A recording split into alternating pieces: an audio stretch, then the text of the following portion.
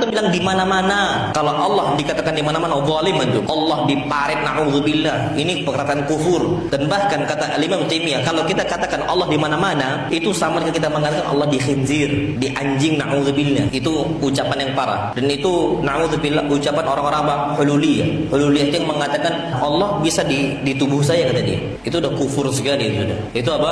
Kufur sekali. Naudzubillah. Assalamualaikum warahmatullahi wabarakatuh. Alhamdulillah, kembali lagi kita di channel Mbot Official. Di video kali ini kita akan membahas mengenai trilogi Tauhid Wahabi Salafi, yang mana sering mereka mengatakan bahwasannya ini adalah hanya sebuah metode saja, tapi memang betul tidak ada dalilnya.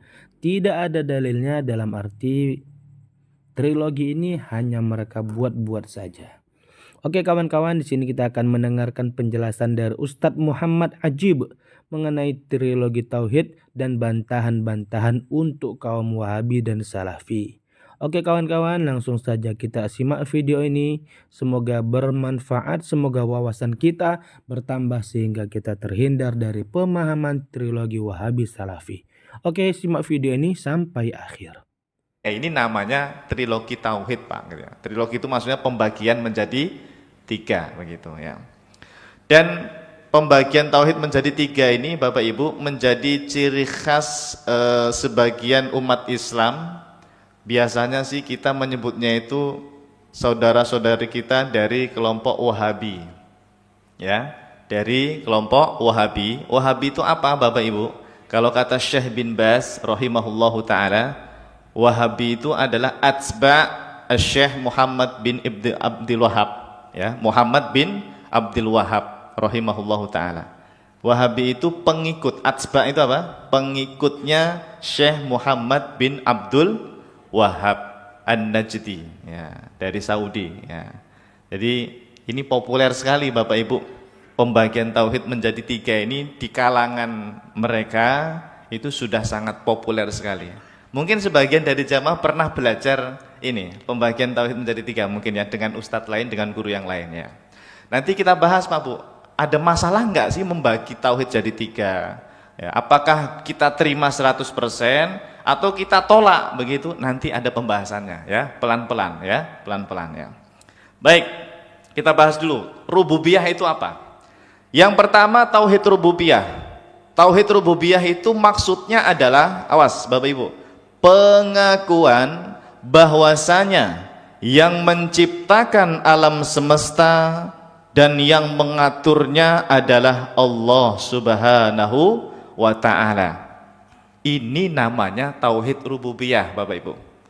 Pokoknya panjenengan ini kalau yakin yang menciptakan langit bumi siapa, yang mengatur kehidupan di alam semesta ini siapa ya, kalau Anda menjawab Allah Subhanahu wa ta'ala, itulah namanya tauhid rububiyah. Dari kata Rob ya, Rabbul alamin. Allah itu Tuhan semesta alam. Ya, Bapak Ibu yakin ya, alam semesta ini yang menciptakan Allah kan? Iya. Alhamdulillahi rabbil alamin. Segala puji lillahi, milik Allah. Siapa Allah itu? Rabbil alamin, Pak. Allah itu yang menciptakan langit, yang menciptakan bumi, yang menciptakan Anda Pak, yang menciptakan cahaya, yang menciptakan kegelapan. Wis pokoknya semuanya lah ya. Semua yang ada di alam semesta ini, mau kecil mau besar bentuknya, itu yang menciptakan adalah Allah Subhanahu wa ta'ala. Nah yang seperti ini tuh namanya tauhid apa Pak? Rububiyah. Yes. Sudah nyantol ya? Yes, pokoknya tauhid rububiyah ya seperti itu. Anda yakin, Anda mengakui bahwa satu-satunya yang menciptakan dan yang mengatur alam semesta ini adalah Allah Subhanahu wa ta'ala. Oke, jelas ya? Baik. Sekarang yang kedua. Apa itu tauhid uluhiyah? Tauhid uluhiyah itu adalah pengakuan bahwasanya Allah Subhanahu wa ta'ala adalah satu-satunya Tuhan yang berhak untuk disembah. Makanya tauhid uluhiyah ini maksudnya adalah tauhid yang mengajarkan kita kalau Allah itu yang wajib kita sembah, Pak Bu. Ya. Kalau ada orang meyakini Allah pencipta alam semesta, tapi dia nggak mau beribadah kepada Allah, dia tidak mau menyembah Allah, musyrik lah intinya gitu ya. Nah, itu berarti dia tidak tauhid uluhiyah istilahnya. Ya. Jadi kalau tauhid uluhiyah itu maksudnya Anda harus menyembah Allah Subhanahu wa Ta'ala, yakin mengakui bahwa Allah adalah satu-satunya Tuhan yang berhak untuk disembah berdasarkan kebenaran. La ilaha illallah. Ya, asyhadu an la ilaha illallah. Aku bersaksi bahwasanya tidak ada Tuhan yang berhak untuk disembah kecuali hanya Allah Subhanahu wa Ta'ala gitu. Jadi ini namanya uluhiyah. Ada yang mengatakan uluhiyah itu tauhid ibadah. Sama. Ya maksudnya tadi ibadah kepada Allah. Oke. Dan sampai sini pelan-pelan Bapak Ibu ya. Pelan-pelan, pokoknya harus paham. Jangan bahas yang lain-lain dan dulu kalau ini belum paham apa definisi rububiyah dan uluhiyah. Bedanya rububiyah sama uluhiyah. Paham ya, Pak Bu ya? Gampang kok, gampang sekali ya. Baik, satu lagi. Kalau asma wa sifat apa? Tauhid asma wa sifat itu maksudnya apa? Nah ini, pengakuan bahwasanya Allah Subhanahu wa Ta'ala memiliki nama-nama yang indah. Nama itu bahasa Arabnya ismun. Ya, ismun. Yes, pokoknya intinya begini Pak Bu. Anda yakin ya Allah itu Ar-Rahman, Ar-Rahim, Al-Malik, Al-Qudus. Itu namanya apa itu? Asmaul Husna kan? Asma itu apa artinya tadi? Nama ya. Kita yakin Allah itu punya nama Pak. Tuhan kita satu Pak ya. Cuma bisa dipanggil dengan nama Ar-Rahman. Ya Allah ya Rahman. Ya Allah ya Rahim. Ya Allah ya Kudus ya. Anda kalau habis witir zikirnya apa Pak? Habis sholat witir. Ya. Subhanal Malikil Kudus, Subhanal Malikil Kudus, Subhanal Malikil Kudus ya. Al-Kudus itu salah satu nama bagi Allah Subhanahu wa Ta'ala ya. Pokoknya 99 Asmaul Husna lah. Itu Anda yakini, berarti Anda itu namanya mentauhidkan asma. Itu nama bagi Allah ya. Kalau sifat apa Pak? Sifat banyak ya. Ya Asmaul Husna itu juga sifat Allah sebetulnya. Atau lebih detail lagi nanti ada namanya sifat wujud, qidam, baqa dan seterusnya ya. Ada lagi sifat-sifat mutasyabihat dan seterusnya. Intinya kalau Anda meyakini bahwa Allah itu memiliki nama dan sifat-sifat yang sempurna, itulah disebut dengan tauhid asma dan sifat. Oke. Jelas sampai sini? Jelas ya. Kalau ini saya tutup bisa Anda Pak, Bu? Bisa ya? Coba ulangi. Apa itu tauhid rububiyah? Untuk disembah. Nah, pokoknya itu. Nah, tauhid ibadah namanya ya. Yang ketiga, tauhid asma wa sifat apa? Pengakuan bahwa Allah itu memiliki nama-nama yang indah, al-asma al-husna dan sifat-sifat yang sempurna. Wah, sudah hafal nih Pak Bu ya. Bisa ya? Gampang ya? Oh, gampang sekali ya. Nah, Bapak Ibu, kalau dari segi definisi ada masalah enggak? Trilogi tauhid ini, pembagian tauhid menjadi 3 ini. Enggak masalah Pak Bu, bagus Pak, bagus. Mohon maaf, saya itu kadang-kadang tidak setuju dengan sebagian saudara kita dari kalangan aswaja kita nyebutnya ya. Aswaja itu ahlus sunnah wal jamaah, ini oknum sebetulnya ya. Mereka itu sampai menuduh trilogi tauhid ini seperti trinitas gitu loh. Ini mirip orang Kristen katanya gitu ya. Iya, ya kan? Enggak boleh Pak Bu. Kita tetap hormati pembagian ini karena ini pembagian ilmiah. Nanti yang kita kritik apa? Konsekuensi dari pembagian ini sebetulnya. Ya, konsekuensi dari pembagian tauhid. Kalau membagi menjadi 3 kayak gini tidak masalah Pak Bu sebetulnya. Guru-guru tauhid saya, ya, guru-guru akidah saya dari aswaja, dari kalangan aswaja, tidak masalah membagi tauhid menjadi 3. Ini sama kayak kita ini loh Pak Bu, membagi sifat-sifat Allah menjadi 3 itu. Ada sifat wajib, sifat mustahil, sama sifat apa satu lagi? Sifat jaiz. Anda dulu yang waktu kecil belajar sifat 20 itu kan sifat wajib 20. Nanti ada sifat mustahil, ada sifat jaiz. Boleh nggak membagi-bagi? Oh sifat wajib, sifat mustahil, sifat jaiz, boleh nggak? Boleh. Ada nggak Nabi bagi-bagi kayak gitu? Nggak ada. Di zaman Nabi nggak ada, tapi boleh. Tidak masalah untuk mempermudah kita dalam memahami ilmu. Pengklasifikasian saja itu sebetulnya itu. Paham ya? Nah, jadi tolong jangan alergi dengan istilah pembagian tauhid. Ya. Tapi juga jangan kebablasan. Makanya nanti saya akan jelaskan. Trilogi tauhid ini Pak tidak ditolak 100%, juga tidak diterima 100%. Nanti ada batasan-batasannya bagaimana sikap Ahlus Sunnah dalam menerima konsep pembagian 3 ini gitu. Itu pokoknya kalau dari segi pembagian seperti ini tidak apa-apa. Ya, ada masalah nggak definisinya Pak? Nggak ada masalah kan? Bagus nggak? Bagus Pak. Tauhid rububiyah. Bahkan mazhab kita Asy'ari Pak, Maturidi ya, Asy'ari Maturidi, kalau kita tampilkan seperti ini, enggak mungkin mereka menolak ini Pak. Saya enggak mau tauhid rububiyah. Oh, bisa kafir. Apa tadi rububiyah? Kan meyakini Allah itu pencipta alam semesta. Ya harus terima. Yakin kita gitu ya. Jadi jangan terjebak dengan istilah ya Pak Bu ya. Sing penting itu apa? Definisinya benar. Ya kan? Definisinya benar gitu. Ada masalah nggak 3 ini? Tidak ada kan? Ada yang menolak atau sepakat kita semua? Sepakat ya dengan definisi seperti ini, bagus ya Pak ya. Pembagian tauhid bagus. Termasuk Asy'ari Maturidi tidak masalah Pak Bu. Kalau ada Asy'ari yang menolak seperti ini, dia sebetulnya penuh dengan kebencian itu, ya, dengan ilmu ya. Jangan seperti itu. Kita harus insaf Pak. Insaf itu apa? Harus adil. Kalau memang benar katakan benar, tapi kalau salah baru nanti kita kritik. Sisi salahnya di mana? Pembagian tauhid ini begitu. Ya. Oke, baik. Jadi intinya Bapak Ibu, pembagian tauhid menjadi 3 ini ya itu dimunculkan oleh sebagian ulama untuk memudahkan orang awam saja dalam memahami ilmu tauhid begitu ya. Ya mirip kayak tadilah, membagi ada sifat wajib, sifat mustahil dan sifat jaiz ya. Pertanyaannya Pak, ini bid'ah apa enggak Pak? Pembagian seperti ini. Ayo. Kan judulnya apa tadi? Trilogi tauhid, bid'ah kah gitu. Jawabannya apa Pak? Gini aja, definisi bid'ah itu kan sesuatu yang tidak ada di zaman Nabi Muhammad SAW.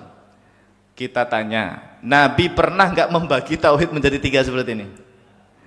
Ada nggak hadisnya? Nabi mengatakan at-tauhid yanqasimu ila thalathati aqsam misalnya gitu. Tauhid dibagi menjadi 3, rububiyah, uluhiyah, asma sifat. Ada nggak hadis begitu? Tidak ada kan? Di zaman Nabi atau bahkan para sahabat ada nggak yang bagi tauhid jadi 3 begini? Ada nggak? Tidak ada Pak Bu, tidak ada. Berarti ini bid'ah apa enggak? Bid'ah. Sama bid'ahnya seperti sifat wajib, sifat mustahil, sifat jaiz itu juga bid'ah. Tapi bid'ah hasanah apa bid'ah sahi'ah gitu aja kan?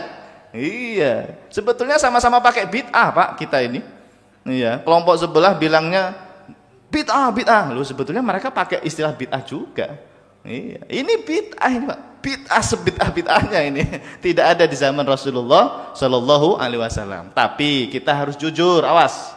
Meskipun ini bid'ah, ini sesuatu yang baik enggak Pak membagi seperti ini?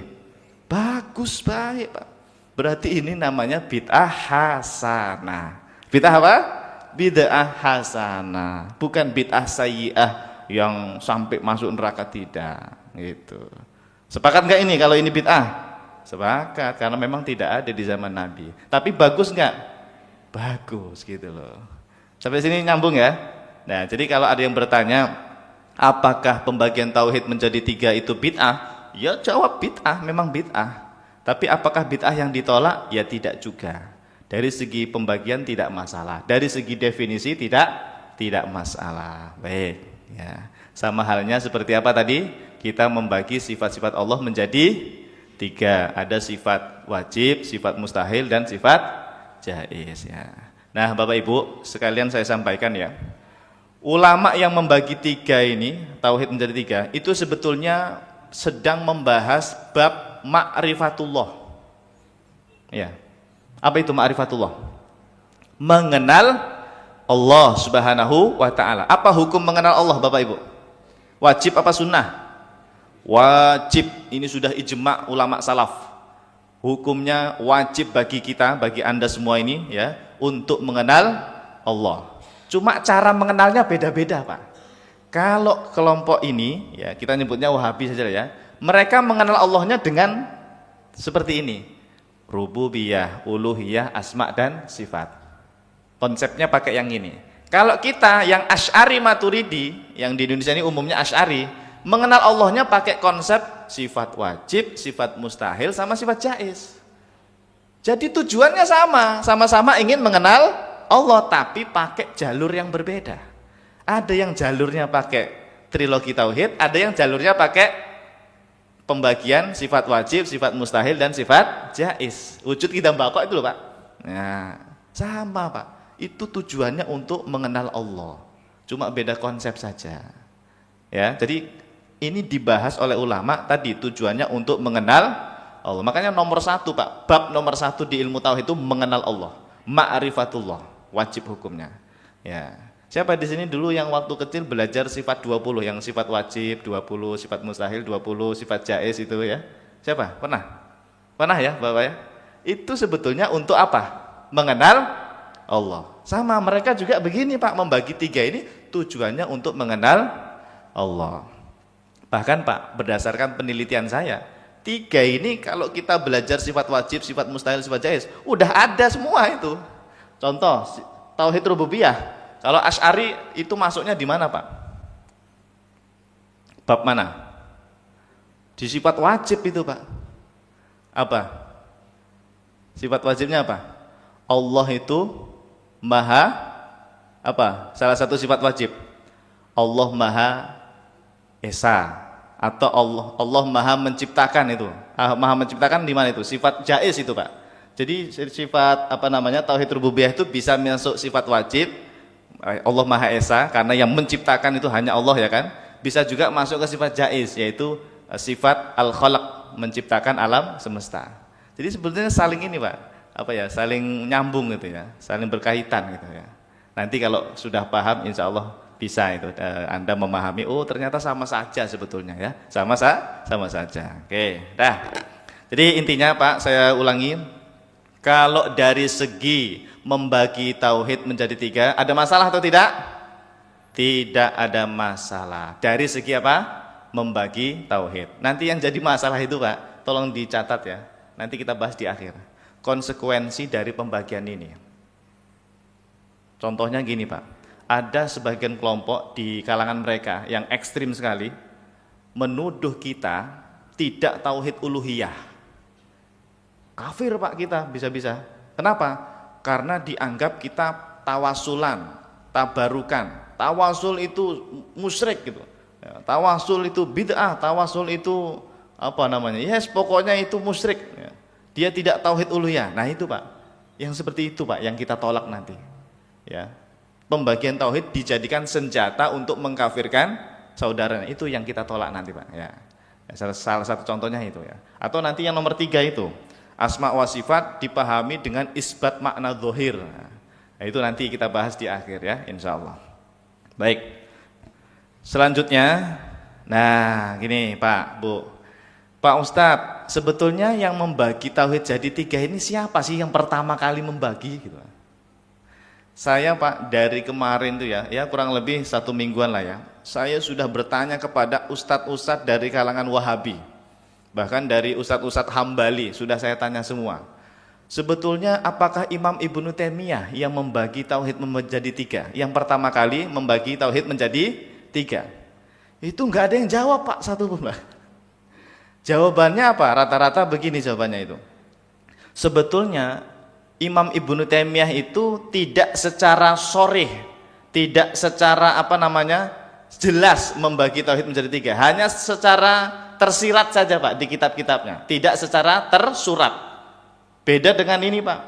Syekh bin Baz 1, nanti yang kedua Syekh Al-Utsaimin 2, nanti yang ketiga Syekh Al-Albani. Kalau beliau-beliau ini tegas sekali kalimatnya itu membagi tauhid menjadi 3. Nah, misalnya nih Syekh bin Baz, Pak, di dalam kitabnya Majmu' Fatawa ya, Anwa'ut Tauhidi Thalathatun.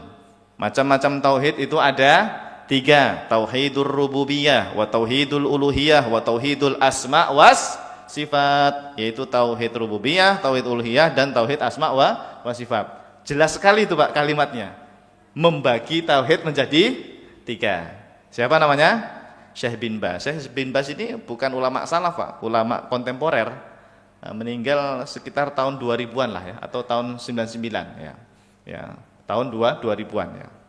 Terus satu lagi murid beliau, Syekh Al-Utsaimin, kata beliau, yanqasimu at-tauhidu ila thalathati aqsam, tauhidur rububiyah, wa tauhidul uluhiyah, wa tauhidul asma was sifat. Tauhid dibagi menjadi 3. Tuh, jelas sekali ya kalimatnya, dibagi 3 gitu ya. Satu lagi Syekh Al-Albani. Tuh, Syekh Al-Albani dalam kitabnya Mausu'ah Al-Albani fil Aqidah, al-ulama yuqassimuna tauhid ila aqsam, tauhidur rububiyah wa tauhidul ibadah wa qad yusamma bi tauhidil uluhiyah wa tauhidul asma was sifat. Jadi Pak, menurut saya ya, berdasarkan penelitian saya, yang betul-betul membagi tauhid menjadi 3 dengan kalimat yang tegas itu ya 3 syekh ini. Syekh bin Baz, Syekh Utsaimin dan Syekh Al-Albani. Kalau Imam Ibnu Taimiyah bagaimana Pak Ustadz? Imam Ibnu Taimiyah itu tidak secara tegas. Saya udah upek-upek Pak. Apa itu upek-upek ya? Sudah buka kitab-kitabnya Imam Ibnu Taimiyah ya, melalui via Maktabah Syamilah. Saya tidak nemu itu ibarah, apa itu ibarah? Pernyataan Imam Ibnu Taimiyah yang at-tauhid yanqasimu ila thalathati aqsam. Itu tidak ada. Secara sharih tidak ada. Ya, tapi kemudian saya bertanya kepada para ustadz yang dari kalangan Hambali. Kata mereka, memang tidak ada gitu. Memang tidak ada. Imam Ibnu Taimiyah itu tidak secara jelas, tidak secara sharih membagi tauhid menjadi 3. Tapi dari kitab-kitab beliau itu apa ya? Mengandung, mengarah kepada pembagian tauhid menjadi 3 gitu loh. Paham ya? Hanya tersirat, tidak tersurat begitu ya. Dipahami oleh masyayikh-masyayikh ini terus dibagi 3 begitu loh gitu. Jadi bisa jadi Ibnu Taimiyah itu apa ya? Peletak dasar ya. Konsep tauhid 3 itu, meskipun beliau tidak bilang dibagi 3. Nah, yang menjelaskan bahwa tauhid dibagi 3 yaitu beliau-beliau ini ya. Syekh siapa tadi? Ulangi Pak. Syekh bin Baz, Syekh Al-Utsaimin dan Syekh Al-Albani rahimahumullahu taala. Oke. Jelas sampai sini? Ya. Jadi siapa yang pertama kali membagi tauhid secara historis? Sebetulnya ya kalau Imam Ibnu Taimiyah tidak secara tegas gitu aja ya, tidak secara tegas ya. Pak Ustadz, kata Ustadz lain sebetulnya sebelum Imam Ibnu Taimiyah itu ada yang membaginya menjadi 3. Tidak Pak, bukan membagi menjadi 3. Nih saya kasih tahu Pak, Imam Abu Hanifah itu memang benar pakai istilah ini Pak, pakai istilah rububiyah, uluhiyah, asma wa sifat di kitabnya Al-Fiqhu Al-Akbar. Ya, Imam Abu Hanifah itu kan ulama salaf, pendiri mazhab Hanafi itu loh. Ulama salaf, ketemu para sahabat beliau, ketemu sebagian sahabat. Imam Abu Hanifah, Bapak Ibu, di kitabnya Al-Fiqhu Al-Akbar menyebutkan istilah-istilah ini. Ada rububiyah, ada uluhiyah, ada asma wa sifat. Tapi ingat, beliau tidak membagi tauhid menjadi 3, tidak. Tidak, hanya istilahnya saja Pak, sudah ada. Bahkan ulama Asy'ari Pak Bu, Anda kenal dengan Imam Al-Baihaqi? Ulama Asy'ari, ahli hadis Pak, mazhab Asy'ari beliau. Punya kitab akidah namanya Al-Asma was Sifat. Tuh. Kitabnya namanya apa? Al-Asma was Sifat. Artinya istilah-istilah ini memang sudah ada. Sebelum Imam Ibnu Taimiyah sudah ada. Tapi awas, mereka tidak. Imam Tobari salaf itu tahun 310 kan meninggalnya. Imam Tobari yang tafsir Tobari itu ya. Jadi gini Pak ya, Bu ya, saya luruskan yang di luar-luar sana yang katanya pembagian tauhid 3 itu sudah ada di zaman salaf. Enggak, itu tidak benar. Yang benar tuh begini, ulama salaf sudah menggunakan istilah rububiyah, istilah uluhiyah. Memang benar. Contohnya Imam Abu Hanifah, Imam Al-Baihaqi, Imam Tobari. Membagi tauhid jadi 3 tidak ada. Di zaman salaf tidak ada. Bahkan Ibnu Taimiyah pun tidak secara sharih membagi 3, hanya tersirat saja. Yang betul-betul membagi tauhid menjadi 3, kalimatnya tauhid dibagi menjadi 3. Ya syekh-syekh 3 tadi, masyayikh 3 tadi. Syekh bin Baz, Syekh Al-Utsaimin dan Syekh Al-Albani rahimahullahu taala. Jelas ya jemaah ya? Jadi jangan salah paham nanti ya. Oh, sudah ada kok tauhid 3 itu di zaman saya. Tidak, enggak begitu cara menjawabnya ya. Harus jujur kita, harus insaf ya, harus adil. Oke. Dah. Saya lanjutkan sekarang sikap Ahlus Sunnah wal Jamaah. Ahlus Sunnah di sini maksud saya adalah Asy'ari, Maturidi dan Atsari Hambali, Pak ya. Kita sudah pernah sampaikan madhab Ahlus Sunnah dalam akidah 3 madhab, Pak. Asy'ari, Maturidi dan Atsari Hambali.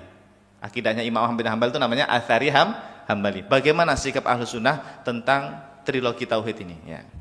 Jadi intinya Pak Bu, trilogi tauhid itu kalau dari segi pembagian tadi sebetulnya nggak masalah ya kan? Definisinya bagus ya, nggak masalah. Yang jadi masalah itu ini kita bahas Pak Bu.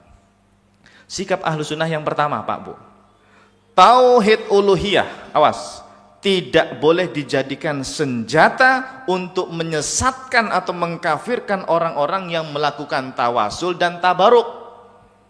Karena ada Pak dari sebagian mereka itu mengatakan ini yang melakukan tawasul tabaruk dia kafir Pak. Ada Pak, ekstrim banget. Tidak semuanya ya, sebagian oknum lah kita nyebutnya ya. Ada yang begitu Pak, menggunakan trilogi tauhid untuk mengkafirkan saudaranya, tidak boleh. Ya, mereka salah paham, padahal tawasul, tabaruk itu sudah ada di zaman salaf tuh. Sebab tawasul dan tabaruk itu adalah termasuk amalan yang dilakukan oleh para ulama salaf juga. Nanti kita punya buktinya Pak, bahwa tawasul, tabaruk itu ada di zaman salaf. Ya, nanti kita sebutkan. Ya. Ini sikap kita yang pertama Pak. Yang kedua, sikap Ahlus Sunnah yang kedua, nah ini tauhid yang nomor 3 tadi Pak. Tauhid asma wa sifat. Khususnya dalam membahas sifat-sifat mutasyabihat. Apa itu Pak sifat mutasyabihat?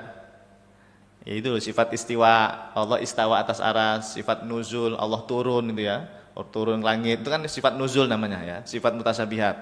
Atau yad ya, yadullah ya, atau ain, sifat ain. Nah, itu namanya sifat mutasyabihat Pak. Sifat mutasyabihat harus dipahami dengan awas, 2 manhaj. 1 manhaj tafwid al-ma'na, 2 takwil. Jadi yang pertama tafwid al-makna, yang kedua takwil. Nanti saya akan berikan contohnya. Bedanya apa gitu ya. Tidak boleh dipahami dengan isbat makna zahir. Ini yang dipakai Wahabi, Pak. Isbat makna zahir itu nanti ya yang meyakini Allah pokoknya beneran berada di atas aras begitu loh. Pokoknya Allah punya tangan tapi bentuknya beda dengan tangan kita. Nah, itu namanya isbat makna zahir itu kayak gitu. Ya, isbat makna zahir gitu. Nah, jadi untuk tauhid yang nomor 3, kalau mau diterima, cara memahaminya gimana? Dengan tauhid al-makna atau takwil. Udah, 2 ini aja Pak yang kita pegang. Kalau tauhid rububiyah nggak masalah, tidak ada masalah di tauhid rububiyah. Yang kita masalahkan apa? Tauhid uluhiyah sama asma dan sifat. Ya. Harus dipahami seperti ini. Kalau tidak, kita tolak itu. Pembagian tauhid 3 itu kita tolak. Gitu. Jadi kita ini Pak betul-betul apa ya, ingin berbuat keadilan, ingin menyampaikan sesuatu yang betul-betul adil, insaf.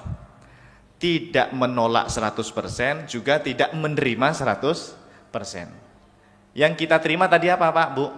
Dari segi pembagian tidak masalah, kita terima. Dari segi definisi juga tidak masalah kan? Kita terima. Yang kita tolak apa? Kalau tauhid uluhiyah dijadikan senjata untuk mengkafirkan, menyesatkan tawasul, itu yang kita tolak itu. Atau yang nomor 3, tauhid asma wa sifat dipahami dengan cara itsbat makna zahir, itu juga yang kita tolak. Oke. Nah, baru nyambung ya Pak ya. Nyambung pelan-pelan ya. Oke, sekarang kita bahas. Nomor 1 Pak. Apa tadi? Tidak boleh dijadikan senjata untuk mengkafirkan atau menyesatkan tawasul dan tabaruk. Kenapa tidak boleh? Nih Pak, Baginda Rasulullah Shallallahu Alaihi Wasallam pernah mengajarkan tawasul kepada sahabat. Tawasul itu apa sih Pak, Bu? Anda berdoanya kepada Allah, minta, namanya berdoa pasti kepada Allah, tapi Anda menyebut nama seseorang sebagai perantara. Ya Allah, dengan kemuliaan Baginda Rasulullah, kabulkan hajatku ya Allah. Itu tawasul Pak. Ya sama kayak ginilah Pak, Anda ketemu guru Anda, ketemu gurunya, orang yang Anda hormati. Ustadz, ya, doain aneh ya, gitu kan. Doain saya dong ya. Ya. Sebetulnya Anda bisa nggak Pak berdoa sendiri kepada Allah? Bisa. Ya, tapi kenapa? Karena Anda memandang ini guru saya ini orang soleh. Dia orang yang taat ibadah pada Allah. Insya Allah doanya makbul. Nah, Ustadz doain saya ya, mudah-mudahan tahun ini saya bisa menikah, gitu misalnya. Bisa. Ustadz doain saya ya, mudah-mudahan saya nanti keterima kerja di sana, gitu, kerja di sini dan seterusnya. Nah, itu tawasul itu begitu Pak. Berdoanya kepada Allah, tapi kita melalui perantara minta dengan nyebut nama seseorang, gitu loh. Nah, Nabi pernah mengajarkan seperti itu Pak. Hadisnya sahih Pak. Riwayat Imam At-Tirmidzi, Sunan At-Tirmidzi. Nanti silahkan dicek. Apa isinya? Nabi mengajarkan doa Allahumma inni. Coba ikuti Pak, Bu, biar tidak ngantuk. Allahumma inni as'aluka wa atawajjahu ilaika binabiyyika Muhammadin nabiyyir rahmah. Inni tawajjahtu bika ila rabbi fi hajati hadhihi lituqda li Allahumma fasyafi'hu fi. Ya Allah, sesungguhnya aku memohon kepadamu. Tuh, mintanya ke siapa Pak? Ke Allah, bukan ke kuburan, bukan ke wali, bukan ke orangnya. Mintanya tetap kepada Allah. Ya Allah, aku memohon kepadamu dan menghadap kepadamu dengan Nabi Muhammad Pak sallallahu alaihi wasallam. Dia nyebut nama Nabi Muhammad. Ya, ini Nabi mengajarkan doa kepada sahabat ini ya. Yang membawa rahmat, sesungguhnya aku menghadap kepadamu dan nabimu agar engkau kabulkan hajatku ya Allah. Ya Allah, berikanlah pertolongan kepadaku ya. Ini contoh tawasul Pak. Contoh tawasul itu begitu. Kita minta kepada Allah sambil menyebut nama seseorang ya. Itu kan oleh sebagian orang dikatakan bid'ah, haram, sesat ya, kafir ya. Yang lebih ekstrem lagi kafir ya. Karena dianggap ini kayak minta kepada makhluk gitu ya. Padahal sebetulnya tidak minta kepada makhluk. Kita hanya menjadikan perantara. Kayak tadi lah, Ustaz tolong doain saya. Itu perantara aja sebetulnya.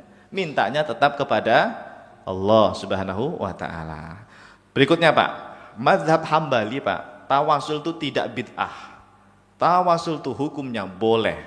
Kita baca fatwanya. Ini Imam Ibnu Muflih, ini muridnya Imam Ibnu Taimiyah. Ya, coba itu dibaca itu. Imam Ibnu Muflih Al-Hambali punya kitab Al-Furu' wa Tashihu Al-Furu'. Beliau ini muridnya siapa? Imam Ibnu Taimiyah. Ulama Hambali besar nih Pak, ulama besar dalam mazhab Hambali. Kata beliau apa? Wa yajuzu at-tawassul bisolihin. Ya Allah, kalimatnya jelas sekali. Hukumnya diperbolehkan bertawasul dengan orang soleh. Pak, Anda misalnya bertemu dengan orang soleh siapa Pak misalnya? Mungkin orang tua kita anggap orang yang soleh, atau guru kita anggap orang yang soleh ya. Anda berdoa Pak, bisa Pak. Atau Anda menganggap para ulama itu orang-orang soleh, ya pasti mereka adalah orang soleh. Ya Allah, ya Rahman, ya Rahim, dengan kemuliaan Imam Syafi'i misalnya Pak, ya Allah kabulkanlah hajatku. Bisa itu Pak, itu namanya tawasul. Tawasul dengan bisolihin, dengan orang soleh. Tidak bid'ah Pak, tidak haram. Ulama Hambali yang mengatakan ya juzu at-tawassulu bisolihin wa qila yustahab. Bahkan ada juga yang mengatakan hukumnya mustahab, dianjurkan. Nah, Imam Ahmad bin Hambal pernah berkata di dalam salah satu kitabnya bahwa sesungguhnya boleh bertawasul dengan Nabi sallallahu alaihi wasallam ketika kita berdoa. Boleh Pak. Ya Allah, dengan kemuliaan baginda Rasulullah, ya Allah mudahkanlah ya Allah rizkiku, ya Allah mudahkanlah ya anak-anakku menjadi anak yang soleh-soleh. Boleh Pak berdoa begitu, boleh. Ya, boleh menyebut nama Nabi Muhammad sallallahu alaihi wasallam. Siapa yang bilang Pak? Bukan saya, Imam Ahmad bin Hambal tuh, disebutkan oleh Imam Ibnu Muflih ya. Jadi tawasul itu tidak haram, tidak bid'ah. Mungkin yang dibid'ahkan, yang diharamkan itu mungkin praktek yang keliru kali Pak ya. Ada orang ziarah ke kuburan, terus dia bilang, Mbah, Mbah tolong Mbah, saya pengen ini Mbah, tolong kabulkan ya Mbah ya. Itu salah itu. Memang ada Pak, kadang-kadang orang awam mohon maaf, di beberapa tempat, mungkin di desa-desa yang orangnya itu betul-betul awam, dia tidak ngerti gitu loh ya. Mungkin nggak belajar agama, ziarah kubur, mintanya itu ke sohibul kobernya itu dia. Iya. Ya itu mungkin yang kita bid'ah kan, kita sepakat itu Pak. Memang bid'ah itu tidak boleh, haram itu ya. Haram, bisa musyrik bahkan itu ya. Karena minta kepada si kuburannya itu, si sohibul kobernya ya. Tapi kalau datang ke kuburan Pak, berdoa kepada Allah ya, dengan menyebut nama orang soleh yang di dalam kuburan itu, tidak apa-apa. Tidak apa-apa, itu namanya tawasul dengan orang soleh. Yang tidak boleh itu minta kepada yang sohibul kobernya itu gitu loh. Jelas ya? Baik, satu lagi. Ini Imam Al-Buhuti Pak. Kalau Anda belajar fikih Hambali, kitabnya Imam Al-Buhuti ini termasuk kitab yang muktamad Pak, dalam belajar fikih Hambali. Nama kitabnya Kasyaful Qina ya.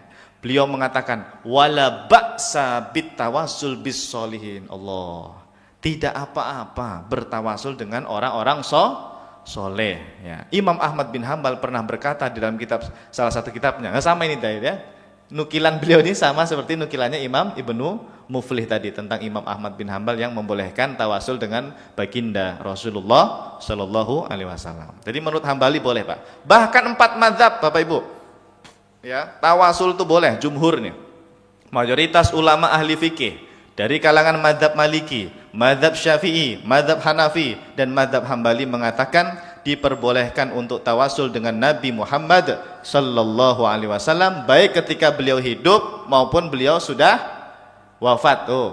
Tawasul itu tidak harus ketika Nabi hidup Pak. Ketika Nabi sudah wafat pun kita tetap boleh bertawasul dengan menyebut nama Nabi Sallallahu Alaihi Wasallam. Tidak apa-apa. Tetap mintanya kepada Allah. Kita hanya nyebut nama Rasulullah sebagai apa? Perantara begitu. Nah, jadi intinya yang melakukan tawasul itu jangan disesatkan, jangan dikafirkan dengan anggapan dia tidak bertauhid apa tadi? Tidak bertauhid uluhiyah ya. Jadi mereka itu menuduh yang melakukan tawasul itu tidak menyembah Allah Pak, nyembahnya itu ke kuburan, nyembahnya ke orang soleh gitu. Padahal kan nggak begitu tawasul itu ya.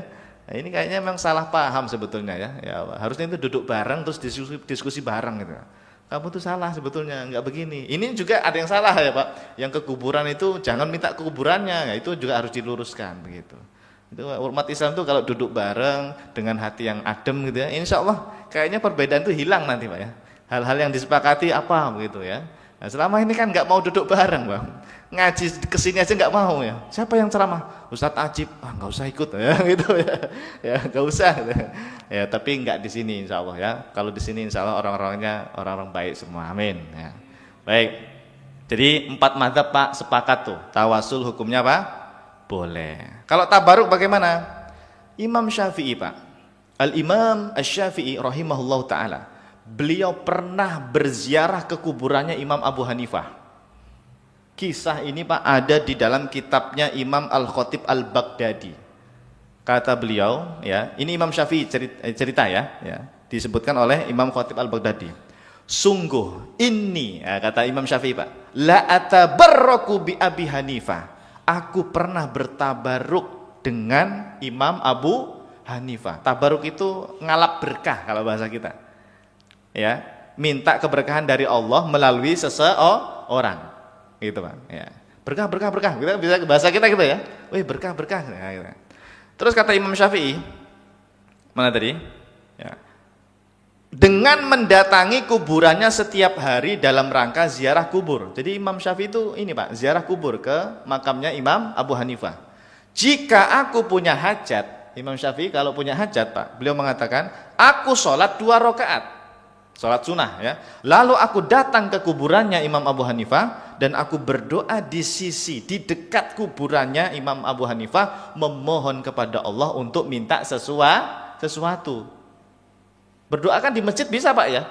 Bisa nggak? Bisa. Berdoa di rumah bisa. Tapi kenapa Imam Syafi'i milih berdoanya di dekat kuburannya Imam Abu Hanifah? Ya tadi Pak, karena keberkahan orang soleh. Allah itu memudahkan sesuatu karena ada keberkahan di situ Pak. Ya, ada sebab-sebab di situ ya.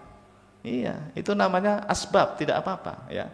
Yang mengabulkan adalah Allah Subhanahu wa taala ya.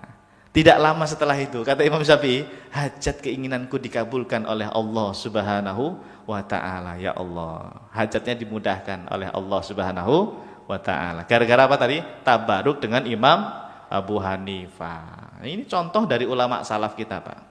Masa kita bilang Imam Syafi'i musyrik, Pak? Bid'ah, ahli bid'ah ya. Tidak berani kita. Dia ulama salaf yang keilmuannya luar biasa, Imam Syafi'i. Dah, jadi intinya untuk poin nomor 1 ya, ingat-ingat ya. Tauhid uluhiyah mah tidak masalah. Yang penting jangan dijadikan senjata untuk apa tadi? Menyesatkan, mengkafirkan orang yang melakukan tawasul. Karena apa? Karena tawasul itu ada contohnya kok, ya, dari zaman salaf. Masih ada waktu ya, dikit lagi ya. Sekarang yang nomor 2, Pak Bu.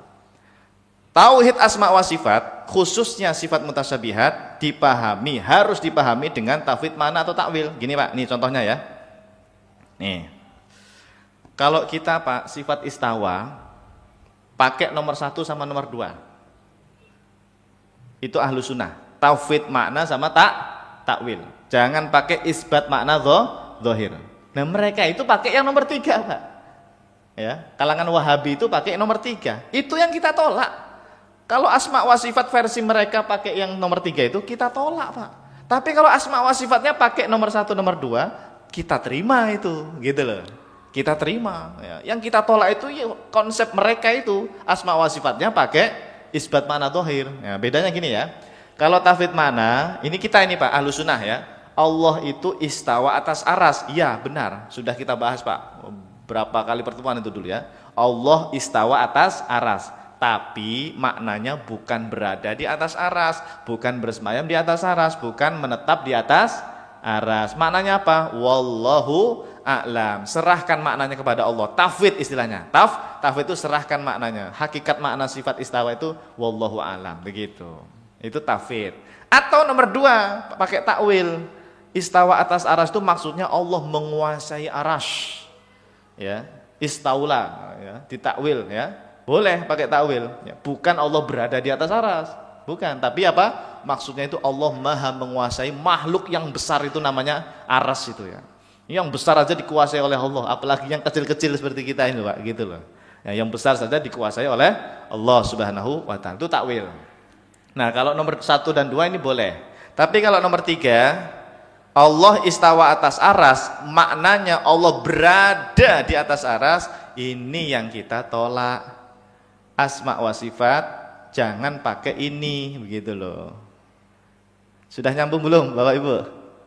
Ya, saya runutkan lagi ya dari awal ya. Kalau dari segi membagi, ada masalah nggak? Bagi tauhid jadi 3? Tidak masalah. Dari segi definisi, tidak masalah. Yang kita masalahkan apa Pak Bu? 1 tadi apa? Untuk tauhid uluhiyah jangan mengkafirkan, menyesatkan tawasul dan bid'ah. Tawasul dan tabaruk ya. 1 lagi, tauhid asma wa sifat jangan pakai isbat makna zahir, tapi pakailah tauhid makna dan takwil, begitu. Udah, bisa itu kita terima itu Pak. Pembagian tauhid 3 itu bisa kita terima ya, dengan cara seperti ini memahaminya. Jangan seperti pemahaman mereka yang pakai isbat makna zahir itu ya. Oke. Dan tauhid makna ini Bapak Ibu sekalian, setelah saya pelajari, 3 madzhab ahlu sunnah itu sepakat tauhid al-makna. Yang diperdebatkan itu masalah takwil saja sebetulnya ya. Jadi madzhab Asy'ari, Maturidi, sama Atsari Hambali, kalau urusan tauhid al-makna Pak, sepakat. Silahkan tanya dengan ustadz-ustadz Hambali atau yang akidahnya bermadzhab Atsari Hambali. Mereka sama seperti kita Pak, Asy'ari, Maturidi. Tauhid al-makna Pak. Imam Ahmad, Imam Ibnu Qudamah, ulama Hambali yang besar-besar itu semuanya tauhid al-makna. Ya, alhamdulillah kita sepakat di mana? Di tauhid al-makna. Kita itu hanya berbeda di mana? Takwil saja. Kalau Asy'ari Maturidi pakai takwil. Selain tauhid makna bisa pakai takwil. Ya, tapi kalau Hambali Pak, mereka mengharamkan takwil. Kecuali takwil-takwil yang dari ulama salaf. Bagi mereka boleh. Seperti takwilnya Imam Ahmad, takwilnya Imam Bukhari dan sebagainya boleh. Tapi kalau takwil dari ulama khalaf mereka mengharamkan, tidak boleh ya. Jadi agak ketat kalau Hambali ya masalah takwil. Yang jelas tidak ada ahlu sunnah yang pakai apa tadi? Isbat makna zahir ya. Tidak ada isbat makna zahir. Nah, kesimpulan seputar trilogi tauhid. Jadi trilogi tauhid dari segi pembagian, dari segi definisi tidak ada masalah. Kita terima Pak ya. Jangan seperti oknum yang ekstrim ya. Trilogi tauhid itu trinitas gitu. Jangan ya. Jangan ya Allah, itu tuduhan yang ya Allah, kasihan mereka ya. Bencinya luar biasa mereka itu ya. Jangan begitu ya. Kita tetap harus adil ya. Dari segi makna, dari segi definisi bagus ya Pak ya. Kita terima. Yang harus kita pahami lagi apa? Dengan konsep yang benar. Ya, tauhid 3 itu dipahami dengan yang benar seperti ini. Dah, selesai Pak. Sudah salaman kita itu, bisa salaman itu ya. Kalau seperti ini loh ya, kalau seperti ini ya. Nah, insya Allah Pak, guru-guru kami juga begitu. Kita itu dengan Wahabi itu sebetulnya bisa saja sepakat. Asalkan mereka betul-betul jujur, kalau mau ikut ulama salaf yang sebenarnya ya seperti ini. Seperti ini. Tauhid al-makna itu ulama salaf itu, ya. Begitu ya. Baik, saya kira untuk tema trilogi tauhid cukup sampai sini dulu ya. Dan mudah-mudahan poin-poin pentingnya sudah tersampaikan dan bisa dipahami oleh jamaah ya. Kalau belum paham ya tonton lagi nanti ya rekamannya insya Allah ya. Baik, terima kasih. Mungkin ada 1-2 pertanyaan, silakan. Baik, kami buka. Ya, itu 1-2 ya. Gantian.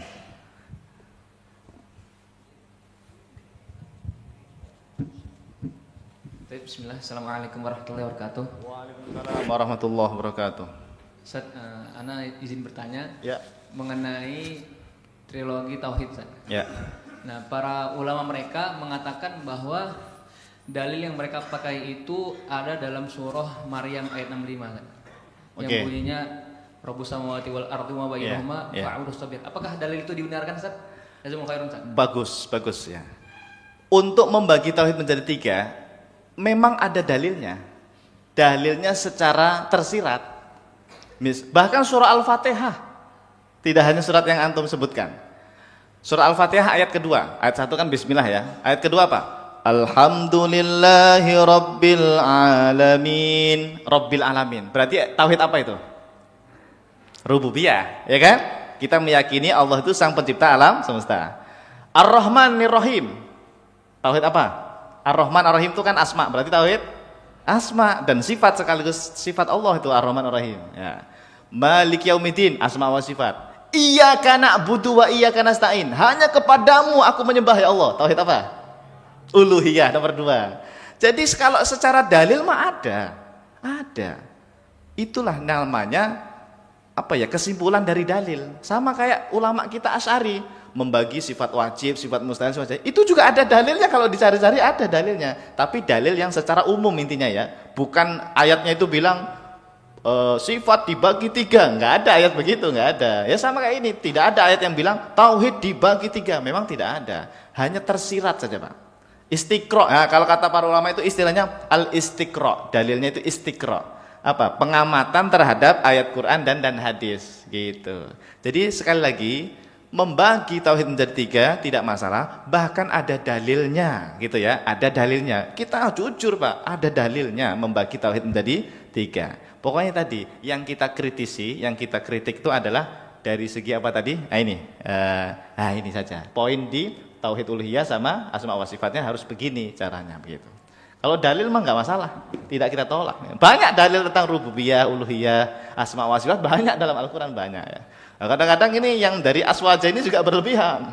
Enggak ada itu dalil membagi tauhid menjadi 3. Nah, kalau dia bilang begitu, berarti nanti kita harus bilang enggak ada itu dalil pembagian sifat wajib, sifat mustahil, sifat jaiz juga enggak ada.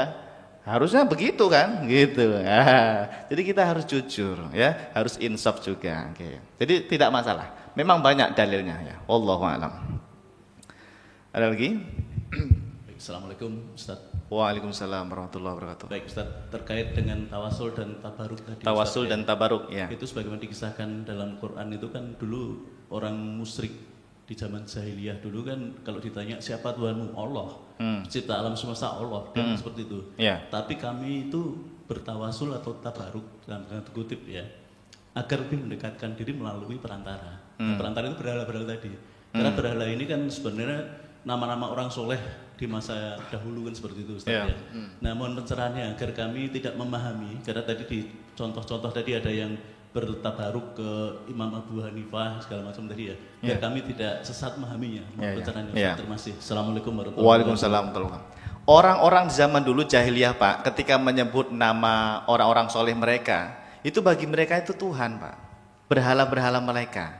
Makanya mereka tidak bisa kita katakan sebagai ahli tauhid. Dari segi rububiyah mungkin mereka meyakini ya pencipta alam semesta ini Allah gitu kan, kalau ditanya Allah. Tapi Pak, dalam hati mereka karena kesombongan dan sebagainya, mereka tuh nggak mau menyembah Allah, tidak mau masuk Islam begitu. Yaitu tidak bisa kita katakan sebagai tauhid. Jadi tiga ini Pak harus kita pahami satu kesatuan, tidak bisa dipilih-pilih. Saya rububiyah saja gitu, nggak bisa. Ya, tauhid kok sepertiga doang, nggak bisa. Ya, harus satu paket ini Pak. Tiga ini harus satu paket. Kalau Anda meyakini rububiyah, ya otomatis juga harus uluhiyah. Harus uluhiyah. Sekaligus juga harus asma dan sifat. Jadi dalam ayat Quran yang tadi disebutkan liyuqarribuna gitu ya. Ya, itu maksudnya itu berhala-berhala mereka itu untuk dijadikan mendekatkan kepada Allah ya. Itu mereka sembah seperti itu, tidak boleh ya seperti itu ya, haram. Kalau yang tadi seperti Imam Syafi'i bertabaruk kepada Imam Syafi'i kan tidak menyembah Imam Abu Hanifah Pak. Tidak menjadikan Imam Abu Hanifah sebagai Tuhan, enggak. Itu sebagai apa? Perantara untuk agar Allah mengabulkan doa, hajat keinginan saja. Begitu. Jadi tetap beda ya. Orang-orang kafir itu tidak mentauhidkan Allah intinya. Mereka tidak mentauhidkan Allah. Tapi kalau Imam Syafi'i umat Islam, kita mentauhidkan Allah Subhanahu wa taala. Begitu kira-kira. Wallahu alam.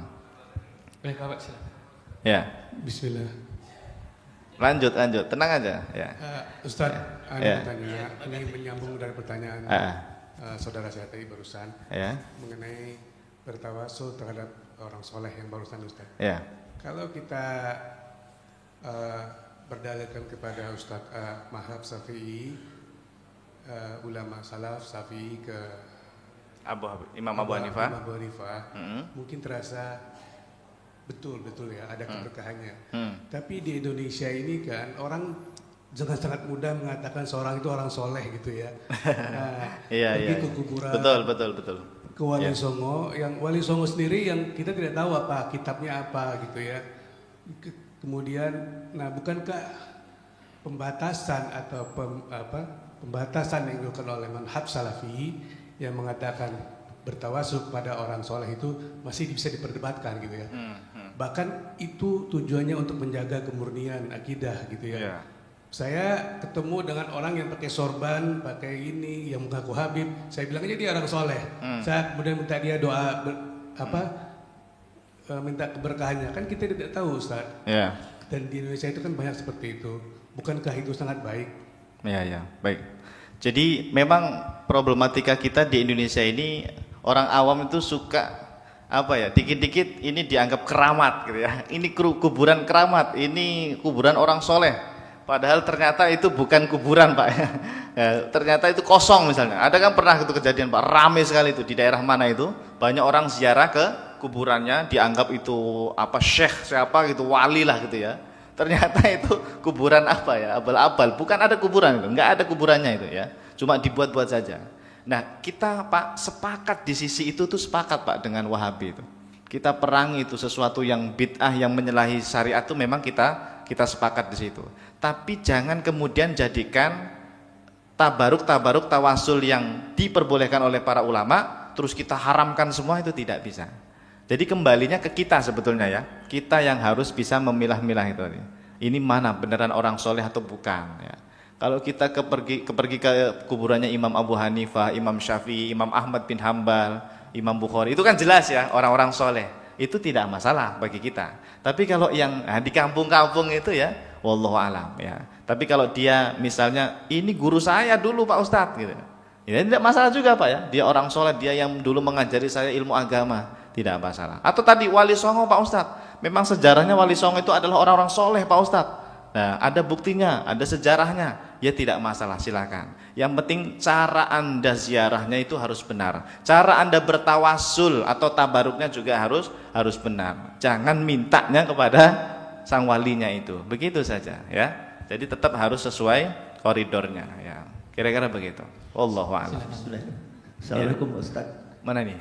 Oh, aduh, silakan. Ustaz, dalam memahami pembagian 3 ini, Pak Ustaz tadi sempat menyebutkan itu tidak boleh terpisah Pak Ustaz. Jadi harus pemahaman. Betul, harus satu kesatuan. Ya, kalau hanya satu berarti dia bohong sebenarnya. Waktu dia menyatakan rububiyah tapi tidak uluhiyah, itu bohong. Betul. Ini penafsiran dari yang terjadi sekarang bahwa akhirnya tauhidnya Abu Lahab, Abu Jahal itu dianggap lebih baik dari tauhidnya orang yang Nah iya, itu kan. Karena dipisah. Iya, betul. Karena dipisah. Padahal belum pernah ada pernyataan bahwa Abu Jahal lebih baik. Betul, betul sekali. Dan yang kedua, Pak Ustaz, ada satu hadis yang menjelaskan bahwa kalau kita di alam kubur kan ketika ditanya 3 hal. Itu pertanyaan kan man robuk, Pak Ustaz, bukan man uluhika kan. Yang satu robuk. Jadi robuk itu dipahami Tuhan yang kamu sembah juga. Iya. Nggak terpisah bahwa oh ini rububiyah ini. Iya. Ini ditanya lagi uluhika, ditanya lagi asmaul sifat. Iya, paham ya. Iya. Gimana Pak? Klarifikasi. Iya. Iya benar apa yang Bapak sampaikan itu benar. Jadi itu sebetulnya hanya apa ya? Mereka ingin membela saja sebetulnya, pengen membela tauhid ini sebetulnya ya. Dan sebetulnya sudah kita luruskan. Tidak masalah Anda mau berdalilkan dengan ini, berdalilkan dengan itu untuk mengatakan tauhid ini menjadi rububiyah, uluhiyah, asma wa sifat. Kita dari awal tadi sudah mengatakan tidak masalah. Ya, cuma tadi ada sesuatu yang harus kita luruskan dari trilogi tauhid ini. Jadi trilogi tauhid itu Pak Bu, kalau kata guru-guru kami ada udang di balik batu gitu lah istilahnya itu. Pembagian ini tuh ada tujuannya oleh oknum-oknum, kita anggap ya, oleh oknum-oknum. Kalau membagi 3 sekedar membagi dan seperti konsep yang tadi kita tawarkan seperti ini ya, kita mah fair Pak, tidak masalah ya. Jadi yang kita kritik, yang kita salahkan itu adalah pembagian tauhid 3 dengan tujuan-tujuan terselubung itulah, gitu aja. Iya tadi ya. Akhirnya mereka pakai dalil-dalil yang ya pokoknya dicari-carilah dalil-dalilnya seperti itu tadi ya. Itu tidak benar yang seperti itu ya. Jadi mereka harus membedakan ini, mana yang sekedar membagi, mana yang konsekuensi dari pembagian. Itu aja. Selesai seperti itu ya. Jadi bedakan ya, sekedar membagi sama konsekuensinya apa gitu ya. Jangan sampai seperti tadi, oh tauhidnya siapa? Ya Abu Jahal tuh lebih bertauhid daripada orang zaman sekarang ya. Ya, itu jangan seperti itulah, tidak boleh ya. Tauhid itu ya harus 3-3-nya tadi, harus 3-3-nya harus kita yakini ya. Itu baru tauhid beneran ya. Harus satu kesatuan ya, tidak bisa dipisah-pisah. Ibaratnya gini Pak, rukun iman ada berapa Pak?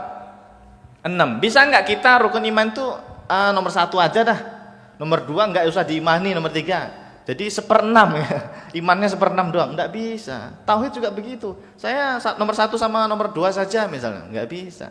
Harus jadi satu kesatuan ya, tidak bisa dipisah-pisah. Oke. Wallahu a'lam. Terakhir ya. Mohon maaf ini, dari pagi belum minum ya. Ya.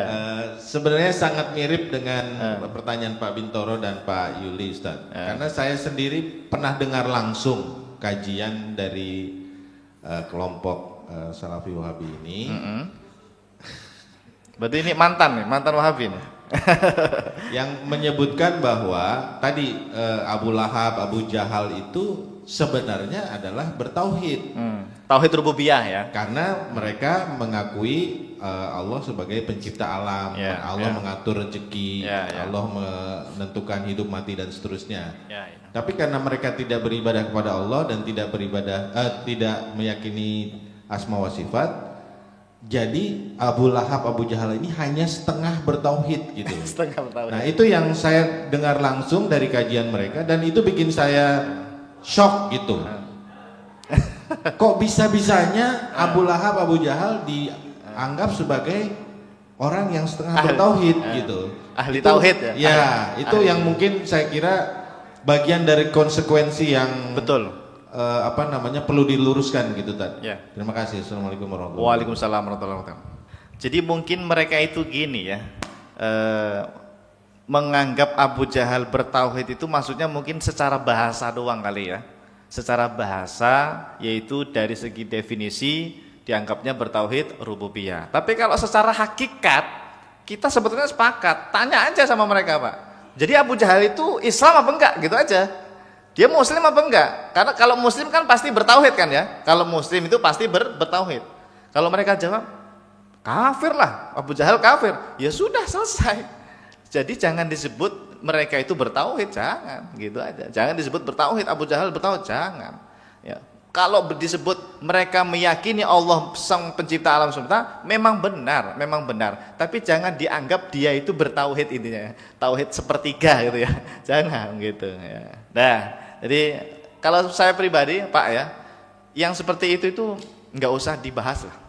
Bagi saya itu apa ya? Mereka juga sebetulnya nggak paham, yang kitanya juga kadang-kadang nggak paham. Udah nggak usah. Yang penting gini aja, trilogi tauhid, ayo kita pakai, tapi dengan catatan seperti ini. Ahlus sunnah itu sikapnya seperti ini. Udah selesai. Jangan lagi berdebat yang aneh-aneh tadi itu ya. Kita tinggalkan perdebatan yang seperti tadi itu. Kita sepakat boleh tidak apa-apa dibagi 3, tapi ingat ahlus sunnah seperti ini. Konsep untuk memahami trilogi tauhidnya. Udah selesai ya. Alhamdulillah. Baik, terima kasih jamaah. Semoga berkah ilmunya, manfaat ilmunya. Dan insya Allah nanti kita lanjut lagi dengan pembahasan tauhid yang lainnya ya. Insya Allah panjang umur, berkah umurnya, sehat selalu, bisa bertemu lagi di kajian-kajian berikutnya. Amin ya rabbal alamin. Terima kasih. Wassalamualaikum warahmatullahi wabarakatuh. Waalaikumsalam warahmatullahi wabarakatuh. Alhamdulillah kawan-kawan, itulah tadi beberapa pelajaran yang penting dari Ustadz Muhammad Ajib mengenai trilogi tauhid, mengenai tauhid yang disampaikan atau yang dikoar-koarkan oleh Wahabi Salafi yang ada di Indonesia. Terima kasih yang sudah menonton. Silahkan share dan semoga bermanfaat. Assalamualaikum warahmatullahi wabarakatuh.